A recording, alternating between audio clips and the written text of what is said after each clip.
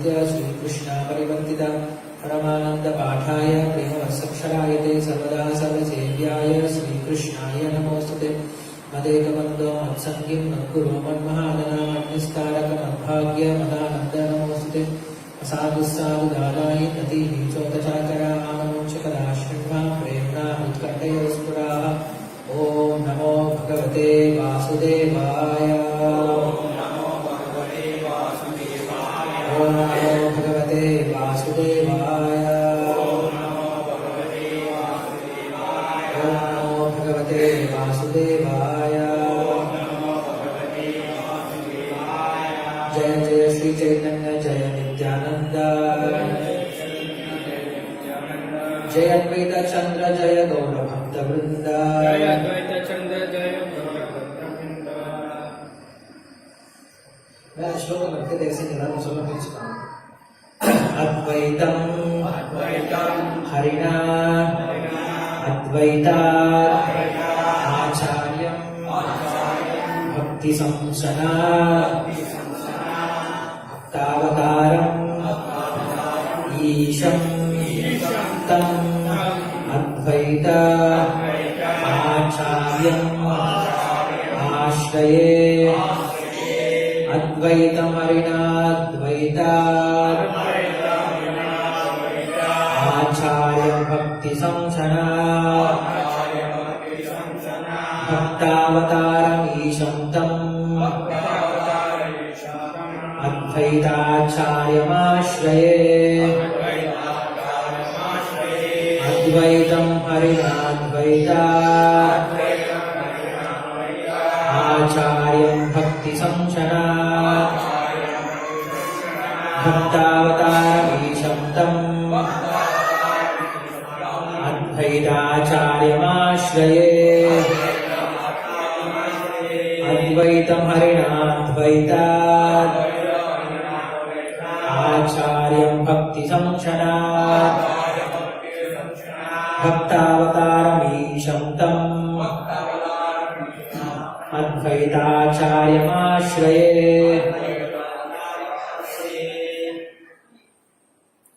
अद्वैतं हरिणाद्वैता अद्वैतं हरिणाद्वैता आचार्यं भक्ति संशनात् आचार्यं भक्ति संसनात् भक्तावतारं ईशां त्वं भक्तावतारमीशं तम् अद्वैताचार्यमाश्रये।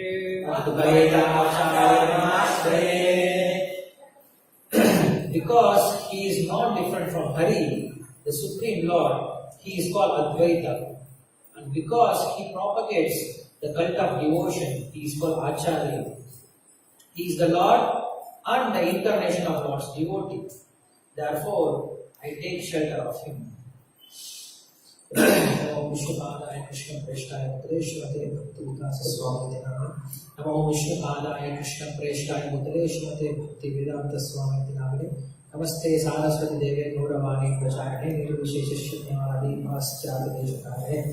जय श्री कृष्ण चैतन्य प्रभु नित्यानंद श्री अद्वैत गदाधर श्रीवासादि गौर भक्त वृंद। हरे कृष्ण कृष्ण कृष्ण हरे हरे हरे राम राम राम हरे हरे। प्रविश्य वाचमां प्रसुप्तां सञ्जीवेत्य क्लशक्तिधर स्वदाम्ना अन्यान्तहस्तचरणश्रवणत्वकादीन् प्राणान् नमो भगवते पुरुषाय तुभ्यं। मात्वस्मान्वरूपवैरि भगवन् मातङ्गमाद्यत्कटा उद्भवच्चान्द्रविकाटनादिकपटुप्रत्येकवज्राय गाभा श्रीमत्कण्ठेरवासप्रतसुनकरा नारिदारादिगौरप्रध्वस्तत्वात्तशान्तप्रवृत्तमनसा अभिताभूरिभागे। हरे कृष्ण। இன்னைக்கு அத்வைத ஆச்சாரியனுடைய தோன்றிய நாள். இந்த வார்த்தை நம்மளுக்கு ரொம்ப பிரசித்தமான வார்த்தை, அத்வைதர் அப்படின்ற வார்த்தை. நல்ல வகையில கிடையாது. குறிப்பா வைஷ்ணவர்களுக்கு அத்வைத்தம் அப்படின்ற வார்த்தையை ஒரு வார்த்தையை கேட்ட உடனே அவங்களுக்கு தோணக்கூடிய முதல் விஷயம் அதை எப்படி முறியடிக்கிறது அப்படின்ட்டு. ஏன்னா சில பிரபாதர் மட்டும் கிடையாது. நீங்க ஆச்சாரியர்களை பாத்தீங்க அப்படின்னா, வைஷ்ணவ ஆச்சாரியர்களை பாத்தீங்க அப்படின்னா, ராமானுஜரோ இல்ல மத்வாச்சாரியரோ இல்ல சைத்தன்ய மகாபிரபு நம்ம ஸ்ரீல பிரபுபாதர் எப்படி நம்ம வைஷ்ணவாச்சாரியர்கள் யாரை பார்த்தாலும் இந்த வார்த்தை அத்வைதா அப்படின்னு கேட்டவங்க அவங்க முதல்ல வருது அது எப்படி முறியடிக்கிறது அப்படின்னு. ஏன்னா அத்வைதம் அப்படிங்கிறது முழுமையான சித்தாந்தம் கிடையாது. அது ஒரு உண்மையா இருந்தாலுமே கூட அது முழுமையான சித்தாந்தம் கிடையாது. பட் இருந்தாலும் இப்ப நம்ம இங்க அத்வைத ஆச்சாரியா அப்படின்னு சொல்லும் பொழுது இங்க நம்மளுடைய எண்ணமானது வேற வகையில் திரும்புது. சோ அப்படி இன்னைக்கு பஞ்ச தத்துவங்கள் ரொம்ப முக்கியமா இருக்கக்கூடிய ஒரு ஆச்சாரியர் தான் அத்வைத ஆச்சாரியர். முக்கியமான ஒரு தத்துவம் தான் அத்வைத ஆச்சாரியர். நம்மளுக்கு பஞ்சதத்துவ மந்திரம் தெரியுது இல்லையா? பஞ்சதத்துவம் தினமும் சொல்லுவோம். ஜெய் ஸ்ரீ கிருஷ்ண சைத்தன்ய பிரபு நித்யானந்த ஸ்ரீ அத்வைத கதாதர ஸ்ரீவாசாதி பக்த அப்படின்னு சொல்லுவோம். சோ அதுல இன்னொரு ஸ்லோகம் சொல்லப்படுது. பஞ்சதத்வாத்மகம் கிருஷ்ணம் பக்த ரூப ஸ்வரூபகம் பக்தாவதார பக்தாக்கியம் நமாமி பக்த சக்திகம். இந்த 5 அவதாரங்களை பற்றி, இந்த 5 தத்துவங்களை பற்றி சொல்லக்கூடிய ஸ்லோகமா இது இருக்கு. யாராரு? சைத்தன்ய மகாபிரபு, அப்புறம் நித்யானந்த பிரபு, அத்வைத ஆச்சாரியர், ஸ்ரீவாஸ் தாக்கூர், அப்புறம் கதாதர பண்டிதர். இவங்க 5 பேரும் 5 தத்துவங்களா சொல்லப்படும். அந்த 5 தத்துவங்கள் எப்படிப்பட்டவங்களா இருக்காங்க அப்படின்னு சொல்லக்கூடிய மந்திரம் தான் இது. பஞ்சதத்வாத்மகம் கிருஷ்ணன். கிருஷ்ணரே 5 ரூபத்துல வர, 5 தத்துவத்துல வர. பஞ்சதத்வாத்மகம் கிருஷ்ணன் எப்படி வராரு? பக்த ரூப ஸ்வரூபகம் பக்தாவதாரம் பக்தாக்கியம் நமாமி பக்த சக்திகம். பகவானே முதல்ல வரார், பக்த அவதாரத்தில் வரார். அதுக்கப்புறம் தன்னுடைய ஸ்வரூப அவதாரத்தில் வரார். அதுக்கப்புறம் பகவானுடைய பக்தனா வரார். மறுபடியும் பக்தனுடைய சக்தியா வரார். அப்புறம் பக்தனோட உத்தமமான ஒரு ஜீவ அவதாரத்தில் வரார். சோ இப்படி 5 விதத்துல 5 தத்துவங்களா நமக்கு பஞ்ச தத்துவம் சொல்லப்படுது. சோ அதுல இங்க சொல்லப்படக்கூடிய அத்வைத ஆச்சாரியர் யார் அப்படின்னா பக்தாவதாரம் அப்படின்னு சொல்றாங்க. நமக்கு தெரியும் சைத்தன்ய மகாபிரபு பக்த அவதாரத்துல வராரு. அப்படியே அதே போல அத்வைத ஆச்சாரியர் பாத்தீங்க அப்படின்னா அவர் எப்படி வராரு? பக்த அவதாரத்துல தான் சொல்றாரு. அங்க பக்தாவதாரம் சொல்லக்கூடியது அத்வைத ஆச்சாரியர் பத்தி சொல்றாரு. இந்த ஸ்லோகமானது சைத்தன்ய சரிதாமிரத்திலிருந்து கொடுக்கப்பட்டது. இந்த ஸ்லோகத்துல இந்த அத்வைத ஆச்சாரியரை பற்றிய ஒரு சின்ன குறிப்பு நம்மளுக்கு கிருஷ்ணதாஸ் கவிராஜ கோஸ்வாமி கொடுத்துட்டு இருக்காரு. என்ன சொல்ற அப்படின்னா, because he is not different from Hari, the supreme lord, he is called Advaita, and because he propagates the cult of devotion, he is called Acharya. He is the lord and incarnation of the Lord's devotee.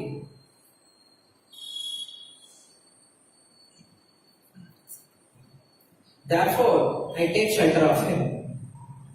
என்ன சொல்றாரு?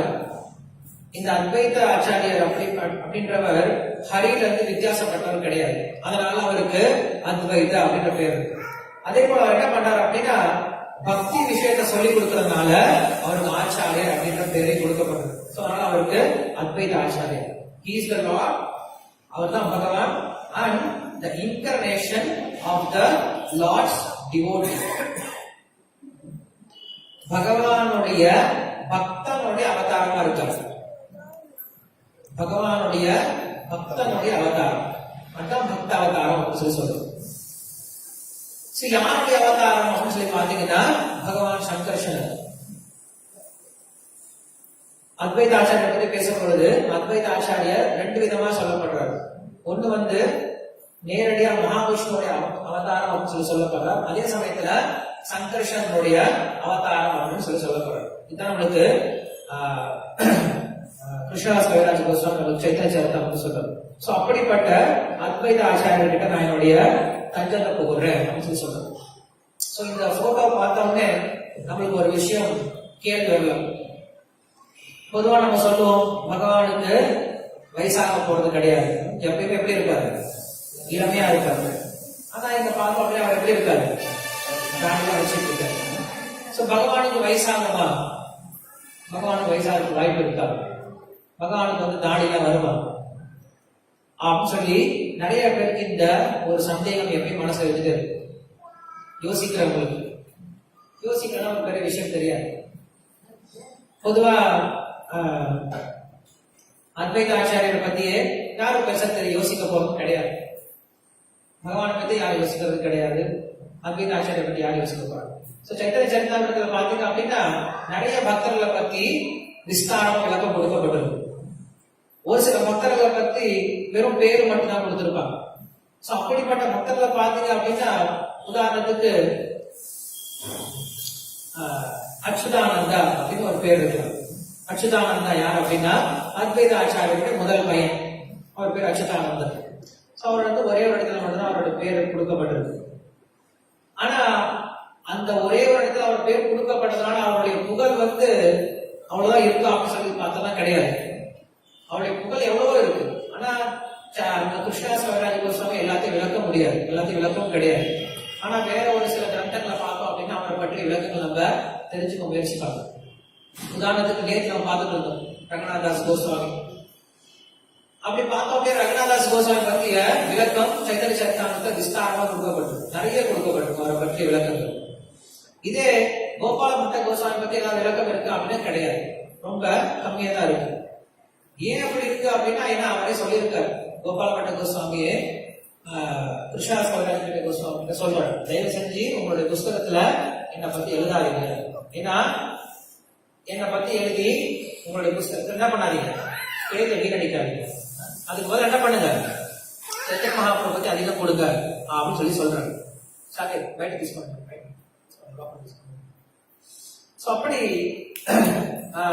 சைத்தன்ய மகாபிரபு பற்றிய பக்தர்களை பற்றிய விஷயங்கள் நிறைய இருக்கும் பட்சத்துல யாருக்கு இன்னைக்கு சைத்தன்ய மகாபிரபு தெரிஞ்சுக்கணும் ஆசை இருக்கு, இல்ல யாருக்கு இன்னைக்கு அவருடைய சகாக்களை பத்தி தெரிஞ்சுக்கணும் ஆசை இருக்கு, இல்ல யாருக்கு கிருஷ்ணரை பத்தி முதல்ல தெரிஞ்சுக்கணும் அப்படிங்கிற ஆசை இருக்கு, யாருக்கு முதல்ல தன்னை பத்தி தெரிஞ்சுக்கணும் அப்படிங்கிற ஆசை இருக்கு? யாருமே கிடையாது. சோ அப்படி இருக்கும்பொழுது இன்னைக்கு இந்த மாதிரி ஆச்சாரங்களை பத்தி பேசுறதோ இல்ல கேட்கறதோ இல்ல அவரை பத்தி புரிஞ்சுக்க முயற்சி பண்ணணும்னு நினைக்கிறதோ ரொம்ப ரொம்ப அரிதாதான். சண்டே அப்படின்னா சண்டே கூட்டத்தோட சேர்ந்து கூட்டமா அன்னைக்கு அத்வைத ஆச்சாரியருக்கு ஜெய் அப்படின்னு சொல்லிட்டு அன்னைக்கு ஒரு பெரிய விழாவா நடக்கிறதுக்கு வாய்ப்பு இருக்கு. சண்டே இல்ல மத்த நாள் அப்படின்னா அத்வைத ஆச்சாரியரை விட எனக்கு நிறைய வேலை இருக்கு, அவர் நிகழ்ச்சி அவர் நடந்துட்டு இருக்கட்டும், நம்ம வேலை பார்க்கலாம் அப்படின்னு சொல்லிட்டு அவங்களுக்கு நம்ம இருக்கோம். சோ அப்படி இருக்கும் பட்சத்துல நம்ம அத்வைத ஆச்சாரியரை பத்தி கேட்கணும் அப்படின்ற ஒரு சின்ன ஆசை கூட இல்லாத பட்சத்துல அவரை பத்தி எப்படி புரிஞ்சுக்க முடியும்? ஒன்றும் புரிஞ்சுக்கிறதுக்கு வாய்ப்பே கிடையாது. ஏன் அவங்களுக்கு ஆசையே கிடையாது ஃபர்ஸ்ட் புரிஞ்சுக்கணும் அப்படின்ட்டு. சோ ஆசை இல்லாதவங்க எப்படி புரிஞ்சுக்க போறாங்க? அத்வைத ஆச்சாரியரை புரிஞ்சுக்க முடியல அப்படின்னா அவங்க எப்படி சைத்தன்ய மகாபிரபு புரிஞ்சுக்க போறாங்க? சைத்தன்ய மகாபிரபு புரிஞ்சுக்கல அப்படின்னா அவங்க எப்படி கிருஷ்ணரை புரிஞ்சுக்க போறாங்க? கிருஷ்ணரை புரிஞ்சுக்க முடியல அப்படின்னா அவங்க எப்படி இந்த வாழ்க்கையில வெளில வர போறாங்க? வரதுக்கு வாய்ப்பே கிடையாது. சோ அப்படி அத்வைத ஆச்சாரியரை பத்தி நிறைய விஷயங்கள் சைத்தன்ய சரிதாமிரத்தில் சொல்லப்பட்டிருக்கு. அவர் பார்க்கறதுக்கு இப்படி வயசானதா தெரியலாம். ஏன் அப்படி இருக்காரு? அவர் பார்க்க தாடியெல்லாம் வச்சுட்டு இருக்காரு, ஏன் இப்படி இருக்காரு அப்படின்னு சொல்லி கொஸ்டின் கேட்டோம் அப்படின்னா பகவான் ரொம்ப இளமையா இருக்கக்கூடியவர், அவருக்கு ஏன் இப்படி ஆகுது அப்படின்னு சொல்லி கேள்வி கேட்டோம் அப்படின்னா அப்ப நம்ம பகவானை மத்ஸ்யமா பாக்குறோம், கூர்மாவா பாக்குறோம், வராகரா பாக்குறோம், நரசிம்மரா பாக்குறோம். சோ பகவான் எப்படி தோன்ற முடியுமா அப்படின்னு சொல்லி அதுக்கும் கேள்வி கேட்க ஆரம்பிக்கிறோம். சோ என்ன பதில் அப்படின்னா பகவானுடைய லீலைய அதிகப்படுத்துறதுக்கு, பகவானுடைய லீலையில ரசத்தை அதிகப்படுத்துறது என்ன பண்றாரு பகவான்? இந்த மாதிரி பல்வேறு ரூபங்கள் வரும். உதாரணத்துக்கு சொல்ல போனோம் அப்படின்னா இப்ப விருந்தாவனத்துல நந்த மகாராஜ் இருக்காரு. கண்டிப்பா நந்த மகாராஜ் பார்த்தோம் அப்படின்னா வயசானதான் தெரிவார். யாரை விட?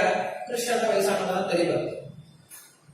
அதனால நந்த மகாராஜா ஆன்மீகம் கிடையாது அப்படின்னு சொல்லிட முடியாது இல்லையா? ஏன்னா அந்த லீலைக்கு அந்த கேரக்டருக்கு அந்த வயசு இருந்தாதான் அங்க நடக்கும், லீலை நடக்கும் இல்லையா?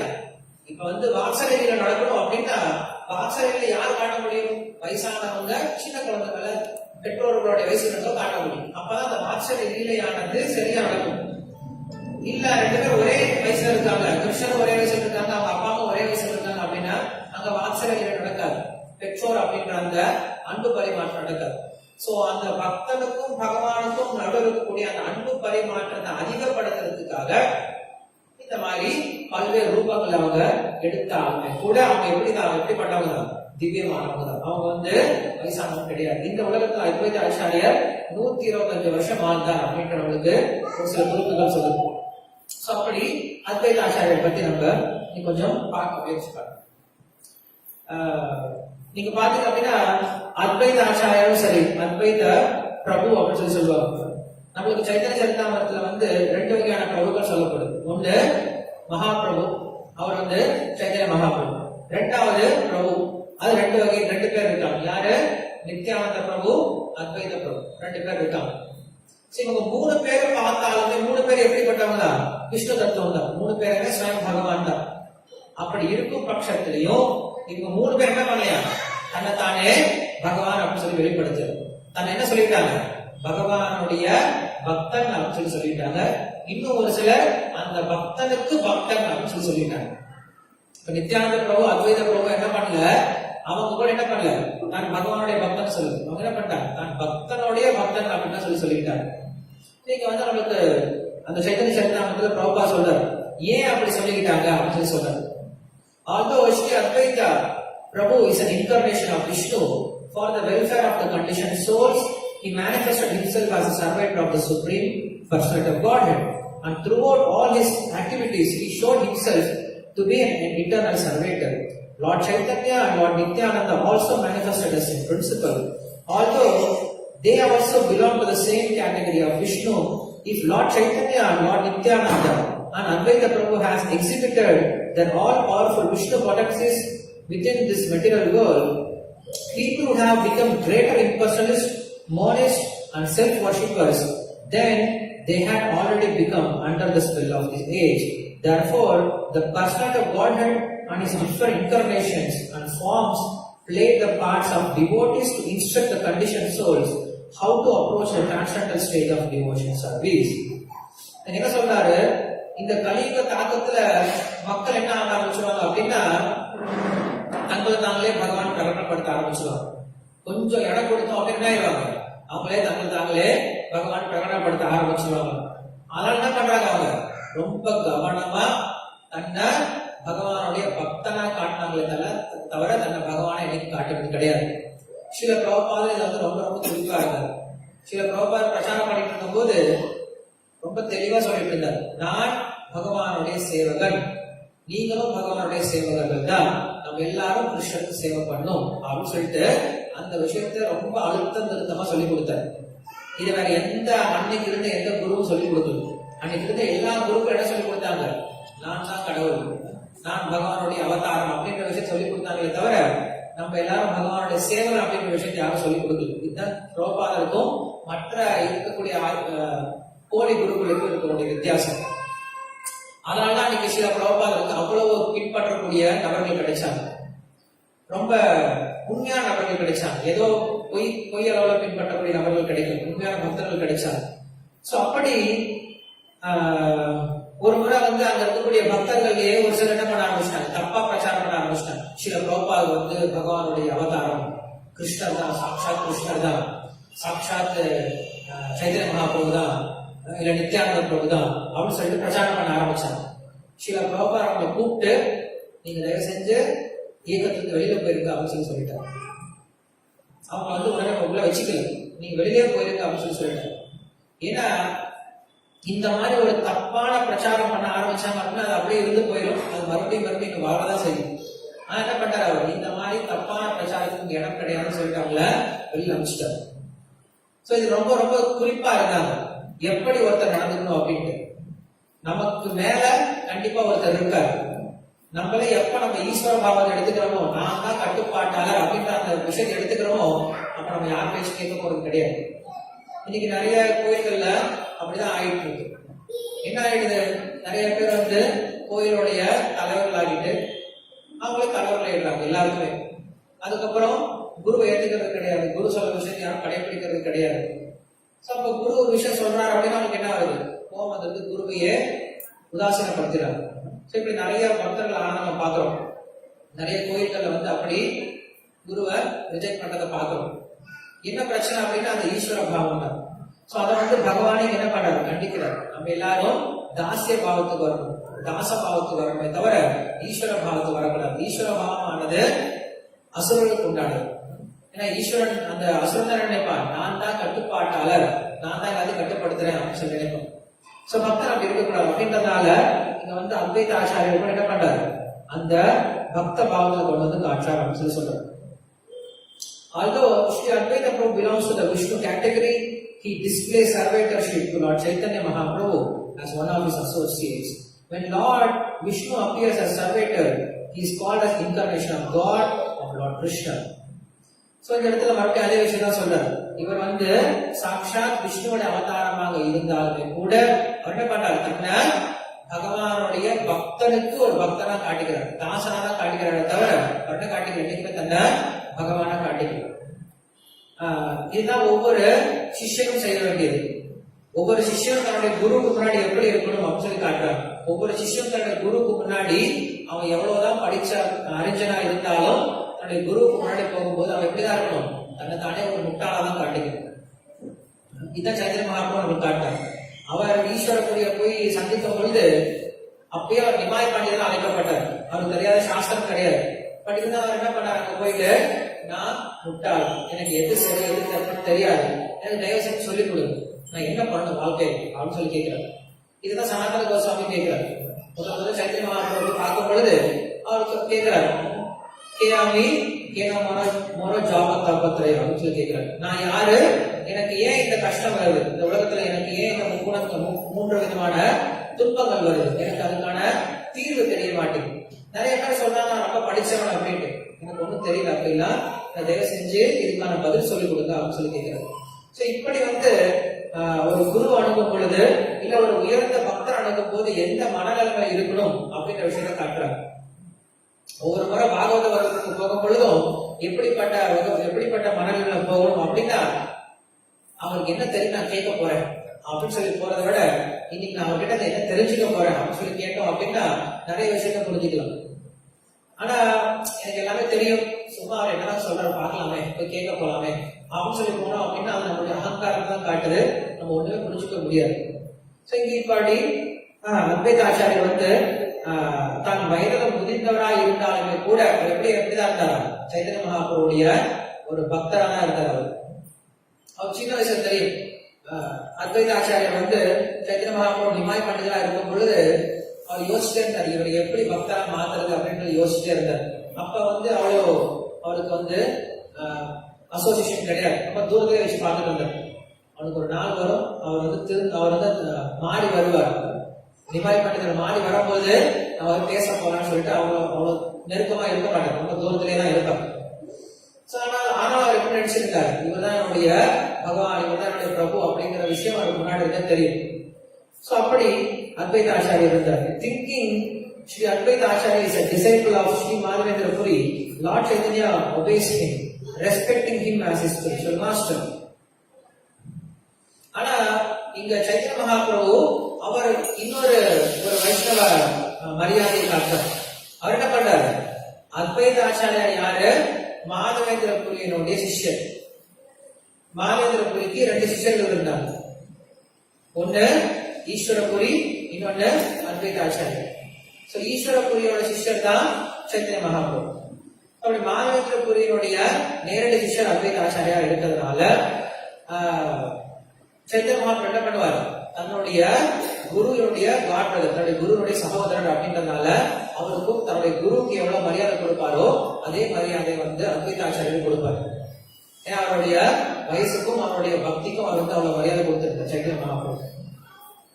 நமக்கு தெரியும் அத்வைத ஆச்சாரியருடைய ரொம்ப முக்கியமான பங்கு என்ன அப்படின்ட்டு நம்மளுக்கு கிருஷ்ணதாஸ் கவிராஜ் கோஸ்வாமி நம்மளுக்கு முதல்ல சொல்றாரு சைத்தன்ய சரிதாமிரத்துல. அத்வைத ஆச்சாரியர் என்ன பண்றாரு அப்படின்னா வந்து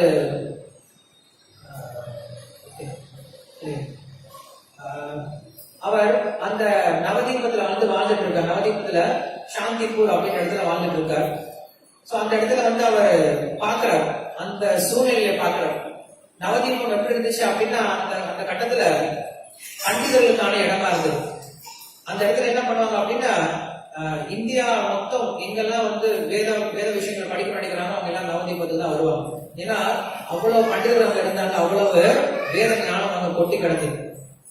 நிறைய விஷயங்களை படிச்சுட்டு இருந்தாங்க, நிறைய சாஸ்திர விஷயங்களை படிச்சு தெரிஞ்சுட்டு இருந்தாங்க. அவ்வளவு விஷயம் தெரிஞ்சுட்டு இருந்தாலுமே கூட எல்லாருமே வரட்டு தத்துவவாதிகளாகவும் வரட்டு ஞானிகளாக இருந்தாங்களே தவிர யாரும் பக்தரா மாறவே கிடையாது. சோ இதை அத்வைத ஆச்சாரியார் பாக்குறாரு. பார்த்துட்டு அவருக்கு இதுல கொஞ்சம் கூட சந்தோஷம் கிடையாது. அவருக்கு ஒரு சின்ன ஒரு குரூப் இருந்தது, ஒரு சத்சங்க குரூப் இருந்தது. அவங்களுக்குள்ள அவங்க என்ன பண்ணிப்பாங்க, நாம சங்கீர்த்தனை பண்ணிப்பாங்க, அவங்களுக்குள்ள அவங்க பக்தி சேவை செஞ்சுப்பாங்க, அவங்களுக்குள்ள பஜனை பண்ணிப்பாங்க. ஆனா அத்வைத ஆச்சாரியர் எப்பயுமே அதோட திருப்தி அடைய மாட்டார். கட்டப்படுவாரு, ஏன் இன்னும் மத்தவங்க வரல, ஏன் இன்னும் மத்தவங்க வரல. அவர் என்னைக்குமே போதும் அப்படின்னு நினைச்சது கிடையாது பக்தியில. ஓகே, நமக்கு இடம் இருக்கு, நம்ம கோயில் இருக்கு, நம்ம பிரசாதம் இருக்கு, நம்ம பக்தர்கள் இருக்காங்க, நம்ம என்ன பண்ணலாம், அமைதியா உட்காந்து பஜனை பண்ணிட்டு நம்ம பாட்டு உட்காந்துக்கலாம் அப்படின்னு சொல்ல என்னைக்கு நினைக்கவே கிடையாது. அவர் என்னைக்குமே மத்தவங்களை யோசிக்க ஆரம்பிச்சார். நம்ம இதே குணத்தை நம்ம சில பிரபாரத்தை பார்க்கலாம். ராதாதாமர் கோயில் இருந்துச்சு, அவருக்கு 2 அறை இருந்துச்சு, நல்ல பிரசாதம் இருந்துச்சு, நல்ல மதிப்பு மரியாதை இருந்தது. அவர் பாட்டு அங்க என்ன பண்ணிருக்கலாம், அவன் இதே வாழ்ந்திருக்கலாம். பக்தி வேதாந்த சுவாமி அப்படின்ற பேர் இருந்தது, எல்லாமே இருந்தது. ஆனா அவர் என்ன பண்ணலாம், அதோட திருப்தி அடையவே இல்லை. இன்னும் எப்படி இதை அதிகப்படுத்துறது, இன்னும் வேற மக்களுக்கு நான் எப்படி இதை கொண்டு போய் சேர்க்கிறது அப்படின்ற இடத்துலதான் இருந்தார். சோ நம்மளுடைய ஆச்சாரியர்கள் ஆரம்பத்துல இருந்து நம்மளுக்கு காட்டின ஒரே ஒரு குணம் என்ன அப்படின்னா, மத்தவங்களுக்கு எப்படி இதை கொண்டு போய் சேர்க்கிறது. இந்த ஒரு குணத்தினாலதான் நம்ம ஆச்சாரியர்கள் மற்ற ஆச்சாரியர்களுக்கு வித்தியாசப்பட்டு நிற்கிறாங்க. நம்ம என்ன முயற்சி பண்ணாங்க அப்படின்னா, இதை எப்படி மத்தவங்க கிட்ட கொண்டு போய் சேர்க்கிறது, இன்னும் அதிகப்படியா அப்படி கொண்டு போய் சேர்க்கிறது அப்படின்னு நினைச்சாங்க. இதுதான் ஒவ்வொரு ஆச்சாரியரும் பண்ணுவார். ராமானுஜர் என்ன பண்ணாரு அப்படின்னா, அவர் இதை பக்தி விஷயத்தை நிறைய பேருக்கு பிரச்சாரம் தான் பண்ணாரே தவிர தனக்கு தானே வச்சுக்கல. தனக்கு என்ன பிரச்சனை வந்தாலும் பரவாயில்ல, மத்தவங்களுக்கு இது உபயோகம் அடையட்டும் அப்படின்னு சொல்லிட்டு தான் பிரச்சாரம் பண்ணார். மத்வாச்சாரியர் பிரச்சாரம் பண்ணார், இந்தியா முழுக்க நடந்து பிரச்சாரம் பண்ணார். சோ ஆச்சாரியர்கள் முக்கியமான குணமே என்னது, பிரச்சாரம் அப்படிங்கிறது, மற்றவங்களுக்கு கிருஷ்ண பக்தி எடுத்து சொல்லணும் அப்படிங்கிறது. சோ அதுல ரொம்ப குறிப்பா இருந்த அத்வைத ஆச்சாரியர் என்ன பண்ணாரு, கிருஷ்ணன் கிட்ட வேண்டாரு, இந்த மாதிரி இந்த மக்களை நான் மாத்தணும் அப்படின்னா என்னால முடியாது. கிருஷ்ணனா கீழே இறங்கி வரல அப்படின்னா இந்த மக்களை யாரும் மாற்ற முடியாது. அதனால தயவு செஞ்சு எனக்கு உங்களுடைய உதவி வேணும் அப்படின்னு சொல்லிட்டு பிரார்த்தனை பண்ணுவாரு. நீங்க பாத்தீங்கன்னா இந்த போட்டோ தெரியும். என்ன பண்ணுவாரு, ஒரு சாலகிராம சீலை எடுத்து வச்சுக்கிட்டு அந்த சாலகிராம சீலைக்கு கொஞ்சம் கங்கை தண்ணி அப்புறம் துளசி வச்சுட்டு ஒரு ஹூங்காரம் கொட்டிட்டு தினமும் பிரார்த்தனை பண்ணுவார். ஹூங்காரம் அப்படின்னு சொல்லிட்டு ஒரு மந்திரம் சொல்லிட்டு அந்த மந்திரத்தை ரொம்ப சத்தம் போட்டு சொல்லுவாராம். அவர் சொல்லக்கூடிய சத்தமானது என்ன ஆகுதா, நேரடியா ஆன்மீக உலகத்திலே போய் கேட்கிற அளவு சத்தம் போட்டு சொல்லுவார். கிருஷ்ண மந்திரத்தை அவ்வளவு சத்தம் போட்டு சொல்லுவார். அவ்வளவு சத்தம் போட்டு சொல்லி அங்க பகவான் கிட்ட பிரார்த்தனை பண்றாரு. சோ அவருடைய பிரார்த்தனையை கேட்டு என்ன பண்றாரு, சைத்தன்ய மகாபிரபு கீழே வரார். சோ அதனால சைத்தன்ய மகாபிரபு தோன்றதுக்கு மிக முக்கியமான காரணமா இருந்தவர் அத்வைத ஆச்சாரியர் அப்படின்னு சொல்லப்படுது. It is through him that Lord Chaitanya spread the Sankirtana movement and through him that he delivered the word. So இப்படி சைத்தன்ய மகாபிரபுடைய முக்கியமான ஒரு காரணம் இங்க கீழறங்கி வரதுக்கு அத்வைத ஆச்சாரியாரா இருந்தார் அப்படின்னு சொல்லப்படுது. அத்வைத ஆச்சாரியரை பத்தி நம்ம போன வருஷமே நிறைய விஷயத்த கேள்விப்பட்டிருக்கோம், போன வருஷம் நிறைய விஷயத்த பேசினேன். சோ இந்த வருஷம் இன்னும் சைத்தன்ய சரித்திரத்தை அவரை பத்தி இன்னும் பல விஷயங்கள் இருக்கு. சோ அந்த விஷயங்கள் நம்ம கொஞ்சம் கேட்க முயற்சி பண்ணலாம். சோ மகாபிரபு வரதுக்கு முன்னாடி இப்ப சங்கீதம் இருந்துச்சா? மகாபிரபு வரதுக்கு முன்னாடி ஒரு சின்ன அளவுல அத்வைத ஆச்சாரியர் சங்கீர்த்தனம் பண்ணிட்டு இருந்தார், அவர் வீட்டுல வச்சு பண்ணிட்டு இருந்தார். ஆனா பிரச்சாரத்தை வெளில கொண்டு போனது சைத்தன்ய மகாபிரபு. சரி சொல்ல வராங்க, a big branch of Advaita Acharya was his son Achyutananda. From the beginning of his life, he was engaged in the service of the lotus feet of Lord Chaitanya. So Achyutananda அப்படின்றவர் தான் அத்வைத ஆச்சாரியருடைய முதல் பையன். அத்வைத ஆச்சாரியருக்கு மொத்தம் 6 பசங்க இருந்தாங்க. அந்த முதல் பையன் அச்சுதானந்தா. சோ ஒரு முறை அச்சுதானந்தா அவங்க அப்பா கிட்ட பேசிட்டு இருக்காரு, அத்வைத ஆச்சாரியர் பேசிட்டு இருக்காரு.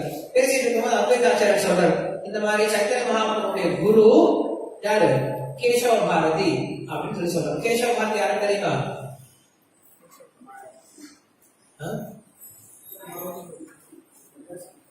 சைத்தன்ய மகாபிரபுடைய சன்னியாச குரு.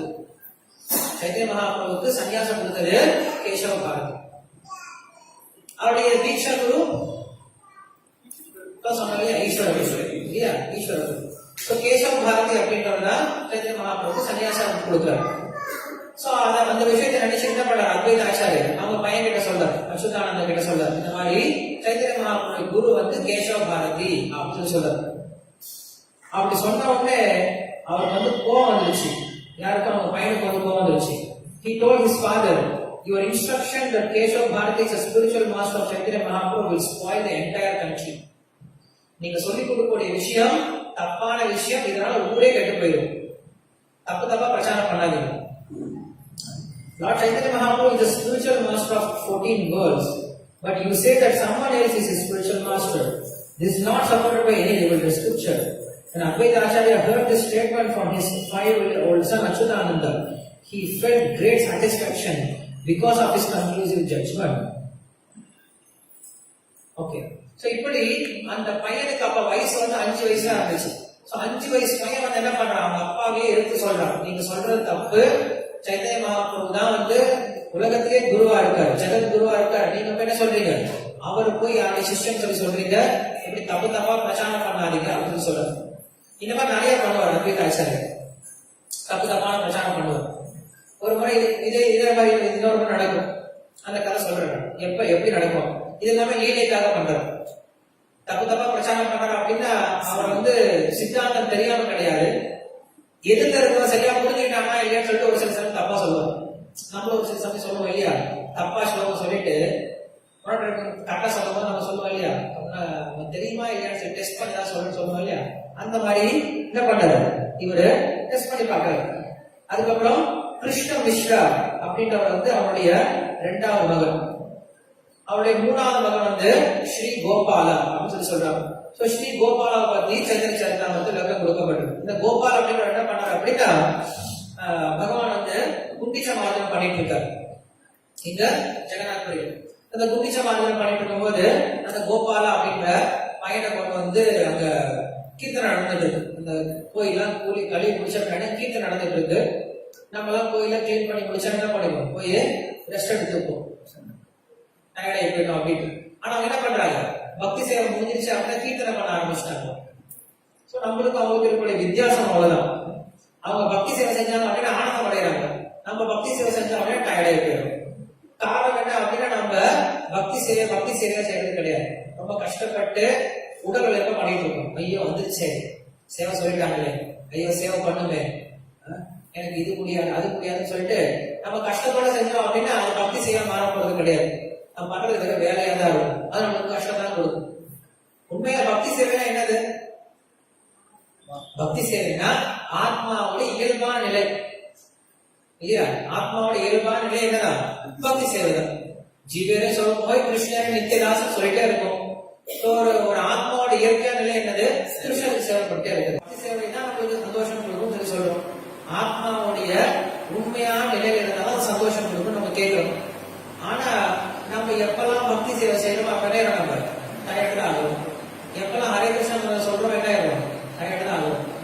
இதுதான் சொல்ல முடியலப்பா, ஹரே கிருஷ்ணா சொல்றோம், இதுதான் கீர்த்தனம் பண்ண முடியலப்பா அப்படின்னு சொல்லி சொல்றோம். காரணம் என்னது, நம்ம இன்னும் பக்தி சேவையை செய்ய ஆரம்பிக்கிறோம்.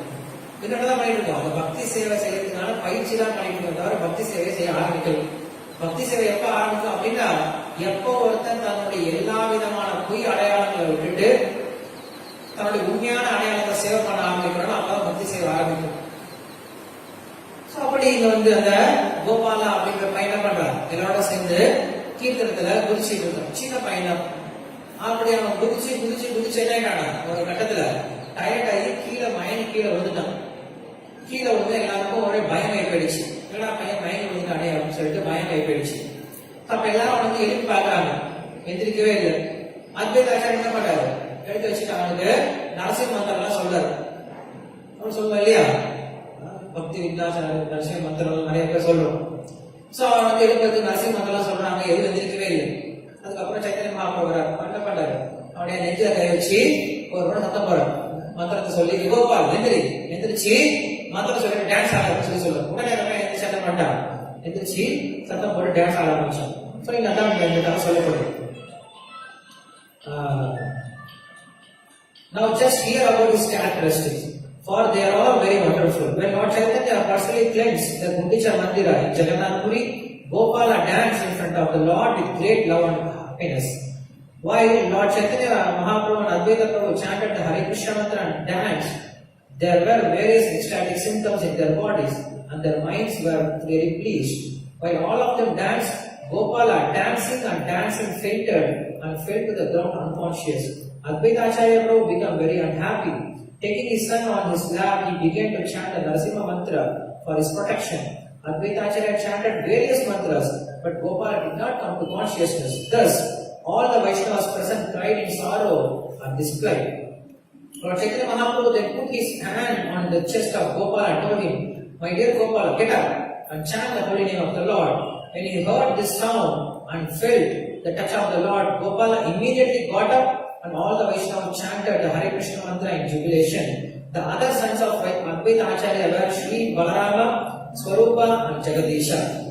இவங்க 3 பேரும் அத்வைத ஆச்சாரியருடைய மேலும் 3 குழந்தைகள் அப்படின்னு சொல்லப்படுறாங்க. இவங்க 3 பேரும் பக்தர்கள் கிடையாது.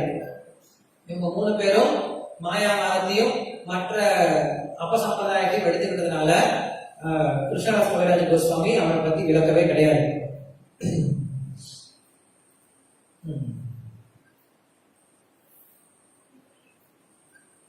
இன்னும் ஒரு சில லீலைகள் மட்டும் இருக்கு, அதை மட்டும் சொல்லி முடிச்சிடும். அத்வைத ஆச்சாரியருடைய ஒரு சிஷ்யன் இருந்தான். அவன் பேரு கமலாகாந்த விஸ்வாசம். அவனோட பேர் கமலாகாந்த விஸ்வாசம். அவன் வந்து அத்வைத ஆச்சாரியருடைய ஒரு நெருங்கிய சகா, ஒரு பிஎன்னு வச்சுக்கோங்களேன். அவன் என்ன பண்றான், ஜெகநாத்பூர்ல இருக்கக்கூடிய பிரதாபருத்ர மகாராஜுக்கு ஒரு லெட்டர் எழுதுறான்.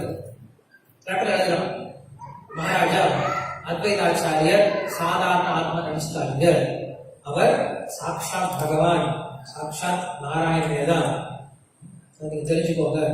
அதனால என்ன பண்ணுங்க, அவருடைய 200 ரூபாய் 300 ரூபாய் கடன் இருக்கு, அந்த கடனை நீங்க ஒதுக்க தள்ளுபடி பண்ணிருங்க அப்படின்னு சொல்லி லெட்டர் அனுப்புறாங்க. கடன் வந்து அத்வைத ஆச்சாரியர் வாங்கியிருப்பார் போல எப்பயோ, அந்த கடனை நீங்க போக்கிருங்க, அந்த கடனை நீங்க எடுத்தீங்கன்னா அவர் சாக்ஷாத் பகவான் நாராயணன் தான் அப்படின்னு சொல்லிட்டு லெட்டர் எழுதுறாரு. அத்வைத ஆச்சாரியருக்கு தெரியாம லெட்டர் அனுப்பிட்டார் அவருடைய சீடர். அந்த ராஜாவுக்கு போய் சேர்ந்துருச்சு. ராஜாவுக்கு போய் சேர்ந்தா பரவாயில்ல, அது கடைசியில் எங்க போயிடுச்சு, சைத்திர மகாபுருக்கு போயிடுச்சு. சைத்திர மகாபுரம் வாங்கி பாக்குறாரு, லெட்டர் எழுதிருக்கலாம் அப்படின்னு. லெட்டர்ல எழுதுறதுதான் சரிதான், ஆனா நாராயண போய் கடன்காரன் ஆகிட்டாங்க. ஒரு 300 ரூபாய்க்கு போய் இந்த இந்த ரகசியம் சொல்லிக் கொடுக்கணுமா? 300 ரூபாய் கடனை தள்ளுபடி பண்றதுக்கு நீங்க வந்து அவர் நாராயணன் தெரிஞ்சுக்கோங்க, நாராயணன் அவ்வளவு சக்தி வாய்ந்தவர், நீங்க அந்த கடனை போ. ரெண்டுக்கு சம்மந்தமே இல்லை. ஒரு பக்கத்துல அவர் நாராயணன் சொல்லி புகழ்றாரு, இன்னொரு பக்கத்துல அவர் கடன்காலியா இருக்காரு, அவரால் கடன் கட்ட முடியல, கடனை தள்ளுபடி பண்ணுங்கன்னு சொல்லி சொல்றாரு. இது எப்படி இருக்கு அப்படின்னா தரித்திர நாராயணன் மாதிரி இருக்கு. இந்த ராமகிருஷ்ணா அவங்க சொல்லுவாங்க இல்லையா, தரித்திர நாராயணன் அப்படிங்கிற விஷயம் சொல்லுவாங்க. அப்படின்னு என்ன அர்த்தம், நாராயணன் என்ன ஆயிட்டாரு, தரித்திரங்களுக்குள்ளதான் இருக்காங்க. அதனால நீங்க என்ன பண்ணுங்க, அவங்களுக்கு சேவை பண்ணுங்க. ஏழைகளுக்கு சேவை பண்ணீங்க அப்படின்னா நாராயணனுக்கு சேவை பண்றதுக்கு சமம் அப்படின்னு சொல்லி சொல்லுவாங்க. ஏன்னா நாராயணன் ஏழையா மாறி போயிட்டாரு, இல்ல ஏழைகள் தான் நாராயணன் அவதாரம் அப்படின்ட்டு அவங்க ஒரு சில முட்டாள்தனமான கருத்துக்களை கொண்டு வைப்பாங்க. என்ன பண்ணிருக்காரு இவரும், கமலாகாந்தா அப்படின்றவர் என்ன பண்ணிருக்காரு, ஒரு லெட்டர் எழுதிட்டாரு. சைத்திர மகாபிரபு பிடிக்கவே இல்லை, சொன்னதை சொல்லி கொடுத்தாரு. அவர் பகவான் சொல்லி சொன்னா பரவாயில்ல, அந்த பகவான் சொல்லிட்டு அந்த பகவானுக்கு நீங்க பண்ணுங்க, உதவி பண்ணுங்க சொன்னா ரொம்ப அசிங்கமா இருக்கு. இந்த மாதிரி நம்ம நிறைய பேர் யூஸ் பண்ணுவோம். எவ்வளவு பெரிய ஒரு உயர்ந்த ஒரு பொசிஷனை ஒண்ணுமே இல்லாத விஷயத்துக்கு யூஸ் பண்ணிட்டு. ஒரு முறை மாயாப்பூர்ல வந்து ஃபெஸ்டிவல் நடந்துட்டு இருக்கு, என்னது கௌரவ ஃபெஸ்டிவல் நடந்துட்டு இருக்கு. கௌரவ ஃபெஸ்டிவல் நடக்கும்போது அப்பெல்லாம் வந்து அவ்வளவு பில்டிங்ஸ் எல்லாம் கிடையாது, நம்ம வந்து டெம்பரரி டாய்லெட் எல்லாம் கட்டி வச்சிருப்பாங்க. அந்த இது கழிக்கிறவங்களா போகும்போது காலையில போகும்போது நமக்கு தெரியும் எவ்வளவு கஷ்டம் அப்படின்னு, எல்லாம் லைன் நின்றுருப்பாங்க, ரொம்ப கஷ்டப்படுவாங்க. சோ அப்படி ஒரு முறை வந்து ரொம்ப கியூ நின்று இருக்காங்க. ஒரு டிவோட்டி வந்து தட்டு தட்டுறாரு, வெரிபோல் please come outside, please come outside. அவர் உள்ள இருக்கிற வெளியே வர மாட்டேங்கிறாரு, உள்ள உட்காந்துருக்காரு. சோ சொல்றாரு, வெரிபோல் யாரு தெரியுமா, வரவே இல்லை. வெரிபோல் ரோபா டிசைபிளிங்க அப்படின்னு சொல்லி சொல்றாரு. உள்ள அவர் சொல்றாரு, ஆனா ரோபா டிசைபிள் தான் வெயிட் பண்ணுங்க அப்படின்னு. சோ அப்படி ரோபா டிசைபிள் அப்படின்ற அந்த பெரிய ஒரு பதவிய டாய்லெட்டுக்கோசம் யூஸ் பண்ணாங்க, வேஸ்ட் பண்ணாங்க. சோ இந்த மாதிரி தன்னுடைய மிக உயர்ந்த பொசிஷனை வந்து இந்த மாதிரி ஒண்ணுமே இல்லாத விஷயத்துக்கு வந்து யூஸ் பண்றது வந்து அப்படின்றது ஒரு சரியான காரியம் கிடையாது. அடிக்கடி சொல்லுவாங்க அல்பமே ரசாமம் சொல்லி சொல்லுவாங்க இல்லையா, அல்பம் அப்படின்னு சொல்லி சொல்றாங்க. அல்பம் என்னது? ஒண்ணுமே இல்லாத விஷயத்துக்கு வந்து ஆசைப்படுறது, பிரயோஜனம் இல்லாது. நான் போன தடவை பார்த்தோம் இல்லையா, ஒரு அல்பம் அப்படின்ற வார்த்தைக்கு ஒரு கதை பார்த்தோம் இல்லையா, தெரிஞ்ச ஞாபகம் இருக்குன்னு நினைக்கிறேன். ஒரு நம்ம அந்த கதைக்கு சொன்னா அத்வைதாச்சாரியம் இருக்கும். சோ அப்படி அந்த கமலாகாந்தா அப்படின்றவங்க கிட்ட கோபப்பட என்ன பண்ணிட்டாரு, சைத்தன்ய மகாபிரபு சொல்லிட்டாரு, இனிமேல அவன் மூஞ்சிலே முடிக்க கூடாது, அவன் தப்பான உபயோகப்படுத்தினா இனிமேல் அவன் மூஞ்சிலே முடிக்க கூடாது அப்படின்னு சொல்லிட்டு அவங்க ஆர்டர் போட்டாரு. அவன் ரொம்ப வருத்தப்பட்டு வரான். வந்து அத்வைதாச்சாரிய கிட்ட சொல்றான், இந்த மாதிரி என்ன வந்து சைத்தன்ய மகாபிரபு திட்டாரு, எனக்கு தண்டனை கொடுத்துட்டாரு அப்படின்னு சொல்லி சொல்றாரு. அத்வைதாச்சாரியர் ரொம்ப சந்தோஷப்படுறாரு.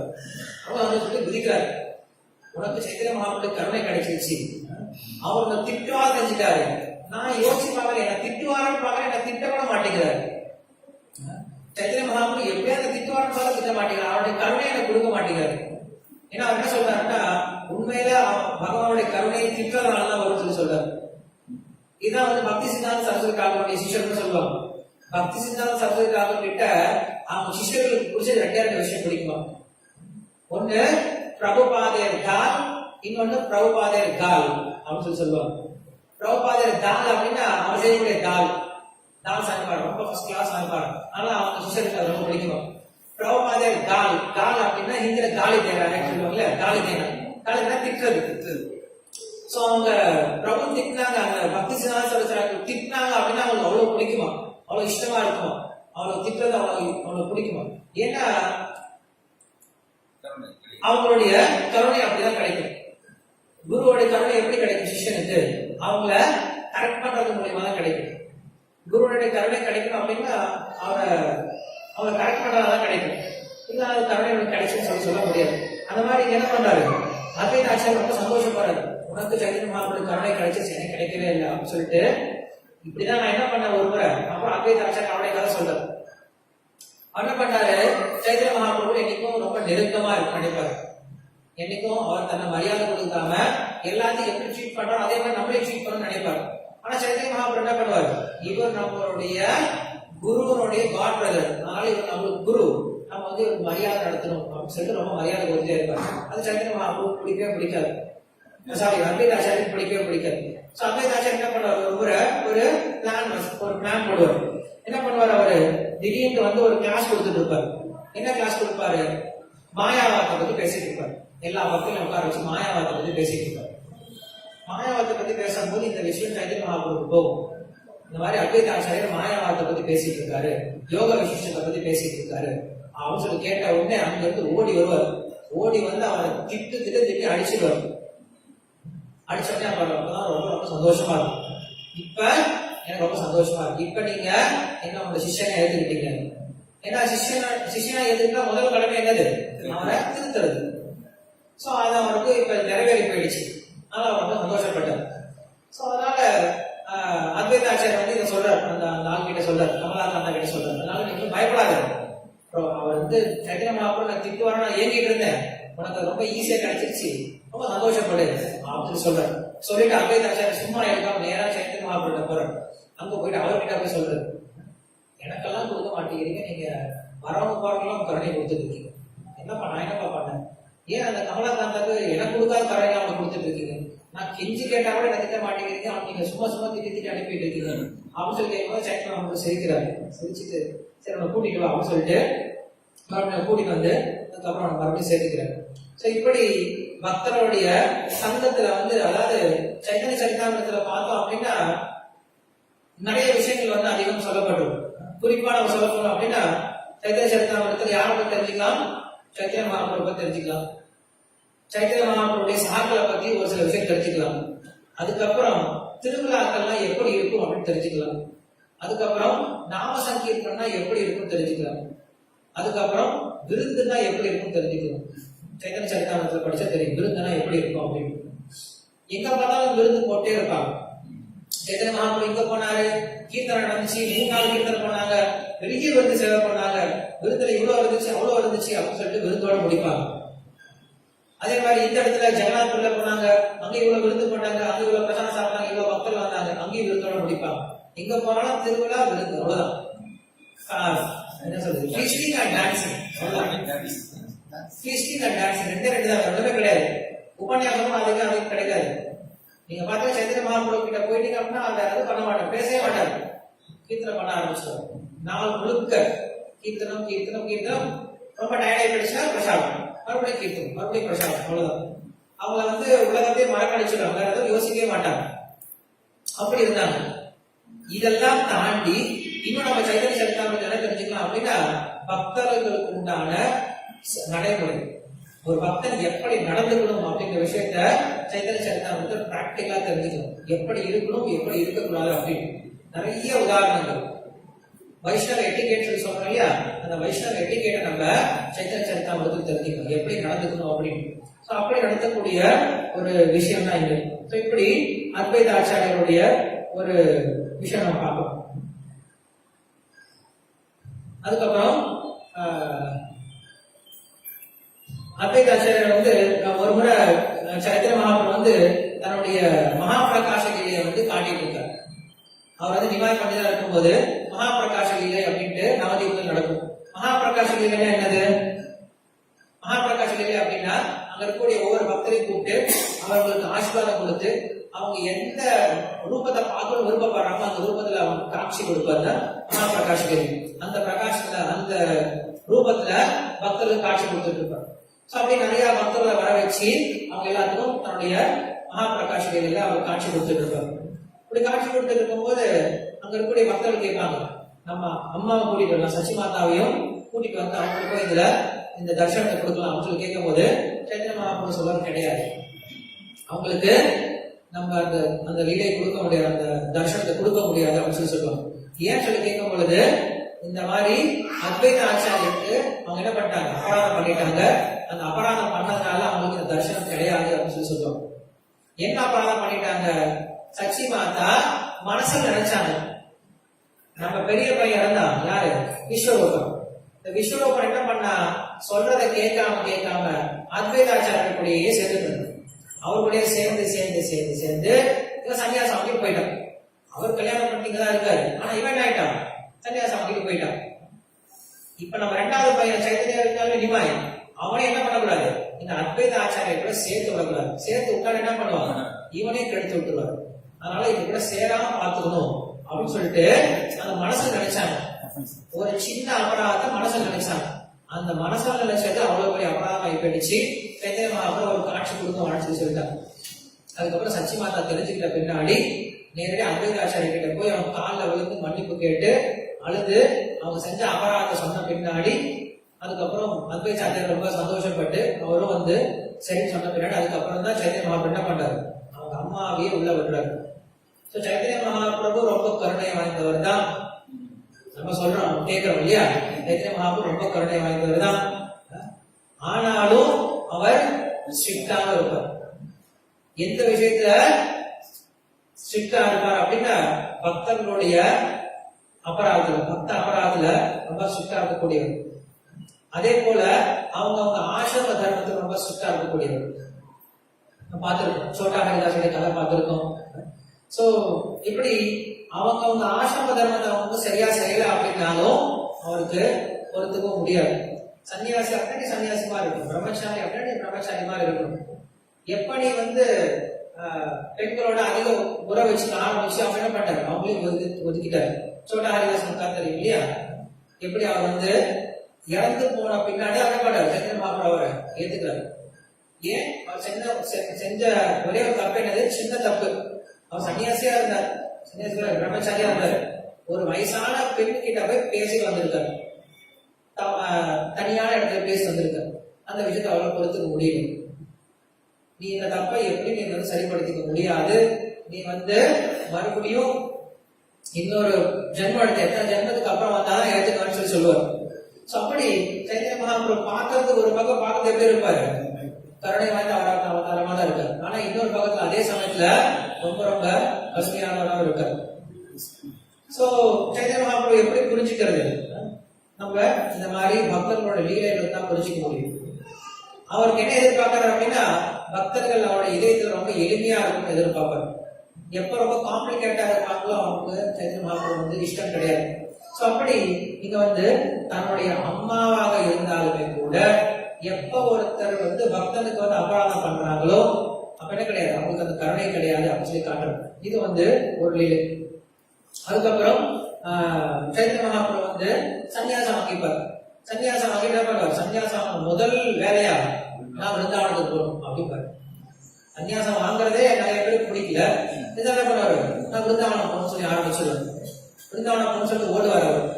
அப்ப என்ன பண்ணுவாங்க, நித்யானந்த பிரபு வந்துட்டு அவர் வந்து அப்பயே வந்து முழுக்க முழுக்க உன்னத நிலையில இருக்காரு. அவர் ஒன்றும் புரியாது, ஓடிட்டு இருப்பாரு. ஓடிட்டு இருக்கும்போது நித்யானந்த பிரபு சொல்லுவாரு, நம்ம வந்துட்டோம், ஆல்மோஸ்ட் வந்துட்டோம், எங்க விருந்தாவன பக்கத்துல வந்துட்டோம், இங்க பாருங்க இந்த நதி பாருங்க, இந்த நதி யமுனை அப்படின்னு சொல்லிடுவார். அங்க கங்கையை காட்டிட்டு யமுனை சொல்லிடுவார். சைத்தன்ய மகாபிரபு ஒரே சந்தோஷம் வைப்பாரு. அவர் யமுனையில குளிச்சு குளிக்க ஆரம்பிச்சிட்டார். குளிச்சுட்டு ட்ரெஸ் கூட இருக்காது, வேற ட்ரெஸ் மாத்துறது ட்ரெஸ் கூட கொண்டு வந்துருக்க மாட்டார். அந்த ஈரத்துலயே நின்று இருப்பார். அப்பதான் வந்து அத்வைத ஆச்சாரியர் வருவார்.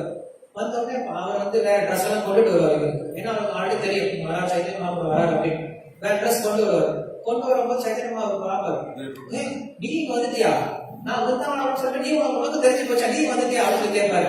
அப்பதான் அத்வைத ஆச்சாரியர் உண்மையை சொல்லுவாரு, நீங்க விருந்தாவனம் போகல, நித்யானந்த பிரபு மாத்தி கூட்டு வந்துட்டாரு, நீங்க வந்து இப்ப இருக்கிற சாந்திக்குள்ளதான் இருக்கீங்க அப்படின்னு சொல்லி சொன்ன உடனே பயங்கரமா கோபம் வந்துடும். அப்பதான் அத்வைத ஆச்சாரியர் விளக்கம் கொடுப்பாரு. அவர் சொன்னது கரெக்ட் தான். ஏன்னா கிருஷ்ணன் எங்க இருக்காரோ அதான் விருந்தாவனம். சோ நீங்க எங்க இருக்கீங்களோ அதான் விருந்தாவனம். இதுக்கு மேல விருந்தாவனம் எங்க இருக்கு? அதே மாதிரி கங்கைக்கும் யமுனைக்கும் பெரிய வித்தியாசம் கிடையாது. ரெண்டு ஒன்னா தான் வருது, ஒரு இடத்துல தான் வந்து ரெண்டா பிரியுது. அதனால இது யமுனைக்கும் பெரிய வித்தியாசம் கிடையாது அப்படின்னு சொல்லிட்டு அவருக்கு சொல்லி அவர் மெதுவா வீட்டுக்கு கூட்டு போன பின்னாடி 3 நாள் தொடர்ந்து கீர்த்தனம் பிரசாதம், கீர்த்தனம் பிரசாதம். அவங்க அம்மாவை கூட்டு வர சொல்லுவாரு. அவங்க அம்மா வந்து என்ன பண்ணுவாங்க, சமைச்சு கொடுப்பாங்க. அப்ப அத்வைதாச்சாரியர் என்ன பண்ணுவார், ஒரு நாள் நிறைய பிரசாதம் சமைச்சு வச்சிருப்பாரு. சமைச்சு வச்சுட்டு வீட்டுக்குள்ளார அவங்களை கூப்பிட்டு போவார். சைத்தன்ய மகாபிரபு நித்யானந்த வீட்டுக்குள்ள கூட்டிட்டு போவார். கூட்டிட்டு போகும்போது அங்க வந்து 3 வகையான பிளேட்ல பிரசாதம் வச்சிருப்பாங்க. ஒரு சில்வர் பிளேட்ல வந்து எல்லா போகவும் இருக்கும். 2 இலை போட்டு பிரசாதம் வச்சிருப்பாங்க. அங்க வந்து பார்த்தோமே அது தெரியும், அந்த சில்வர் பிளேட் அப்படிங்கிறது கிருஷ்ணர் தான் வச்சிருக்காங்கன்னு சொல்லி தெரியும். பட் இருந்தாலும் தெரியாத மாதிரி இது யாருக்கு வச்சிருக்கீங்க அப்படின்னு சொல்லி கேட்பாங்க. உங்களுக்கு வச்சிருக்க உட்காருங்க அப்படின்னு சொல்லிட்டு உட்கார சொல்லுவாரு.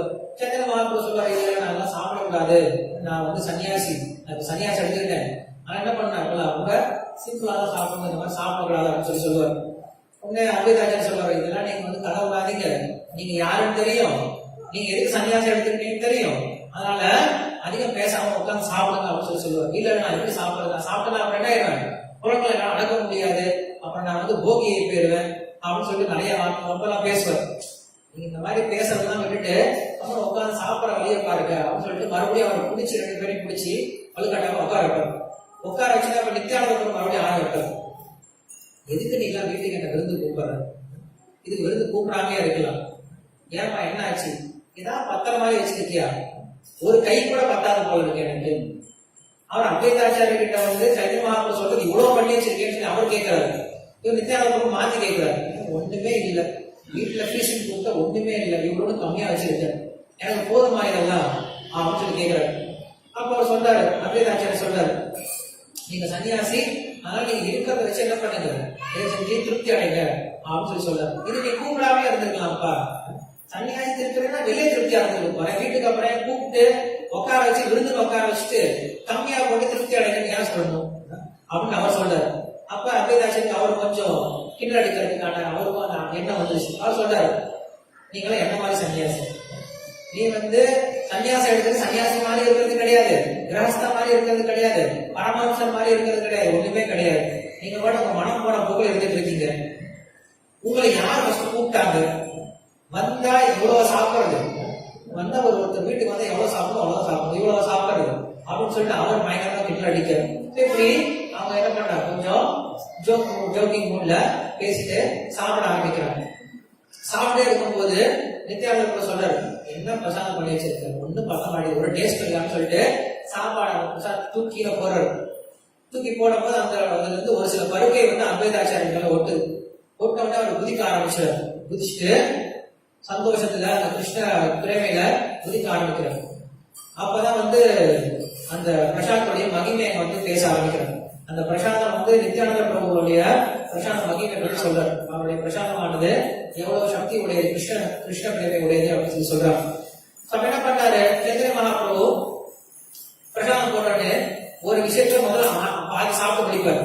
அடுத்த ஐட்டத்துக்கு போவார், அடுத்தது பாதி சாப்பிடுவார். இவர் சாப்பிட என்ன பண்ணுவார், அத்வைத ஆச்சாரியர் ஃபுல் பண்ணிட்டே இருப்பார். எதெல்லாம் பாதி சாப்பிட முடிக்கிறோ அதை மறுபடியும் ஃபுல் பண்ணிட்டே இருப்பார். இவ்வளவுதான் சாப்பிடுறது, போதும் சொல்லிட்டே இருப்பாங்க. ஸோ இப்படி அவங்க என்ன பண்றாங்க, இந்த மாதிரி இந்த பிரசாதத்துல நிறைய விஷயங்களை பேசிக்கிட்டே ரொம்ப ஆனந்தத்தை வந்து சாப்பிட்டு இருக்காங்க. ஸோ இதெல்லாம் நம்ம கேட்கும்போது நம்மளுக்கு ஒண்ணு ஆச்சரியமா தோணலாம், இல்ல வந்து சாதாரணமா தோணலாம். எடுத்ததுலாம் என்ன சொல்றாங்க, அவங்க குதிக்க ஆரம்பிச்சிட்டாங்க, அழுக ஆரம்பிச்சிட்டாங்க, கீர்த்தனை பண்ண ஆரம்பிச்சிட்டாங்க அப்படின்னு சொல்றாங்க. சின்ன சின்ன விஷயத்துக்குலாம். பட் நம்ம எவ்வளவு நேரம் கீர்த்தனை பண்ணாலும் நம்மளுக்கு அந்த மாதிரி ஒரு ஆனந்தம் வர மாதிரி தெரியல. நம்மளுக்கு எப்ப கீர்த்தனத்துல ஆனந்தம் வரும் அப்படின்னா எப்ப அதிக மத்தமாகும், ஏன்னா காட்டால் வந்து அடிக்கிறோம், அப்பதான் அவங்களுக்கு உள்ளார உற்சாகம் வரும். இல்லைன்னா உற்சாகம் வர மாதிரி தெரியல. ஸோ கண்டிப்பா அது நம்மளுக்கு அத்வைத ஆச்சாரியருடைய கருணையும் சைத்தன்ய மகாபுருடைய கருணையும் வேணும். ஸோ இது வந்து ஒரு சில கதைகள் நம்மளுடைய லீலைகளை பார்த்திருக்கோம். இது மட்டும் இல்லாம அத்வைத ஆச்சாரியரை பத்தி நிறைய விஷயங்கள் வந்து வேற வேற சாஸ்திரங்கள் சொல்லப்பட்டிருக்கு. அதாவது சைத்தன்ய பாகவதம் அப்படின்ற கிரந்தத்திலையும் பிருந்தாவன் தாஸ் டாக்கூர் பேசுறார். நம்மளுக்கு இன்னைக்கு அதெல்லாம் பார்க்கறதுக்கான நேரம் கிடையாது. ஸோ அப்படி அத்வைத ஆச்சாரியர் வந்து பஞ்சதத்துவத்துல பக்தாவதாரமா வந்திருக்கக்கூடியவர். அவர் வந்து சாட்சாத் மகாவிஷ்ணுடைய அவதாரம், சங்கர்ஷனுடைய அவதாரம் அப்படின்னு சொல்லப்படுது. ஸோ அப்படிப்பட்ட அத்வைத ஆச்சாரியர் வயசுல மூத்தவரா இருந்தாலும் பகவானுடைய அவதாரமாக இருந்தாலுமே கூட அவர் எப்படி இருந்தார் அப்படின்னா தன்னைத்தானே பகவானுடைய பக்தரா காட்டினாரே தவிர தன்னை என்னைக்கும் பகவானா வந்து பிரகடனப்படுத்துறது கிடையாது. அதே போல அவருடைய வாழ்க்கை வரலாறுல இருந்து அவர் எப்படி வந்து சைத்தன்ய மகாபிரபுக்கு சேவை பண்ணார் அப்படிங்கிற விஷயத்தை நம்ம பார்த்து தெரிஞ்சுக்கலாம். ஸோ இன்னைக்கு இந்த அத்வைத ஆச்சாரியருடைய பிறந்தநாள் கொண்டாட்டம் நடந்துட்டு இருக்கு. இதே மாதிரி வர திங்கட்கிழமை வந்து நித்யானந்த பிரபுடைய தோன்றிய நாள், சாட்சாத் பலராமருடைய அவதாரமான நித்யானந்த பிரபுடைய தோன்றிய நாள் வர திங்கட்கிழமை நடக்கும். 18ஆம் தேதி. ஸோ அன்னைக்கும் நம்மளுக்கு நிகழ்ச்சி இருக்கும். அன்னைக்கு வந்து நம்மளுக்கு கௌரவ தாய்க்கு அபிஷேகம் இருக்கும். அன்னைக்கு நித்யானந்த பிரபு பத்தி இன்னும் கொஞ்சம் விஸ்தாரமா கேட்க முயற்சி பண்ணலாம். श्री अद्वैताचार्य आविर्भाव महोत्सव की जय, श्री प्रभुपाद की जय. भारत पुरुषों के पुष्पादि